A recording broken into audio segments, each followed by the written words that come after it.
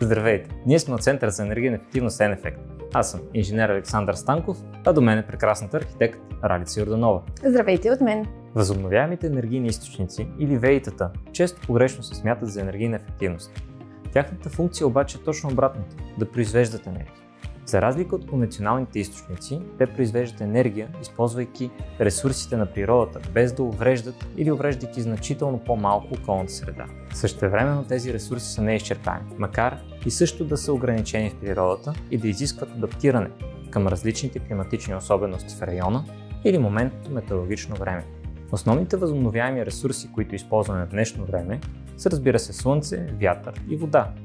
Но освен тях използваме и така наречените биомаса и биогаз. Биомасата е доста широко понятие, което може да бъде както дървета, така и производните дървесен чипс, пелети и брикети. А може и да е остатъчната суровина от различни видове преработка, например на слънчоглед. Биогазът обикновено се отбива в реактори при смес на различни видове биомаса, които се обединяват в определени пропорции, за да предизвикат подходяща реакция, така че да се отдели най-голямо количество метан, от който можем да произвеждаме както топлина, така и електричество. Всъщност ВЕИ могат да произвеждат топлина и електричество, а в някои случаи дори и двете. Именно това е втория тип делене на видове ВЕИ. Тези, които произвеждат електричество, са например фотоволтаиците. При тях се получава реакция в отделните клетки, която преобразува слънчевите лъчи в електрическа енергия.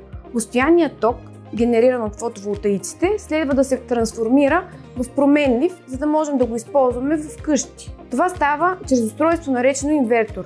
Трябва да се има предвид, че животът на фотоволтаичните панели е над 20 години, но на инверторите е не повече от 10 години. Според типа си, фотоволтаичните системи биват автономни или самостоятелни. Подходящи са най-вече за обекти, които не са присъединени към електропреносната мрежа и използват батерии за съхранение на произведената енергия. Неавтономните са свързани към електропреносната мрежа, като част от произведената енергия се потребява на място, а излишъкът се отдава към мрежата за продажба. Съхранението на енергия чрез батерии все още е финансово нерентабилно поради високата им цена и сравнително краткия им живот. Затова не се препоръчват, освен при липса на електрозахранване. Например, една батерия с капацитет 100 Ах при 12 волта, която струва около 400-500 лева и е с живот до 5 години, може да не ви стигне за сготвянето дори на една супа и по никакъв начин няма да ви създаде автономна инсталация. Напълно автономната инсталация е в пъти по-скъпа. Това се дължи на големите инвестиции за батерии и нуждата от тяхната подмяна във времето. И въпреки това има риск да останете на тъмно през зимата. За да произведете топлина от ВЕИ в домашни условия имате немалко опции, като например частично електрозахранване с фотоволтаична система, соларни панели за топла вода, пелетни котли и камини и термопомпи. И тук преди да продължим, ще ви попитаме, климатиците ВЕИ ли са и обещаваме да отговорим до края на видеото. Соларните панели за топла вода, които не трябва да се бъркат с фотоволтаиците, обикновено се подвързват към обемни бойлери с една или повече серпентини, като винаги се осигурява и допълнителен източник на топлина, било то котел или електрически нагревател. Тези системи включват циркулационна помпа и управление, които задвижват водата в правилния момент, т.е. когато панелите са се нагрели от слънцето. Котлите и печките на пелети също са добро решение за отопление, а и за подгряване на гореща вода за битови нужди. Спорно е дали камините на дърва трябва да се числят към ВЕИ поради изключително ниската им ефективност. При класическите камини не повече от 20% от топлината на изгаряне ефективно се усвоява в сградата.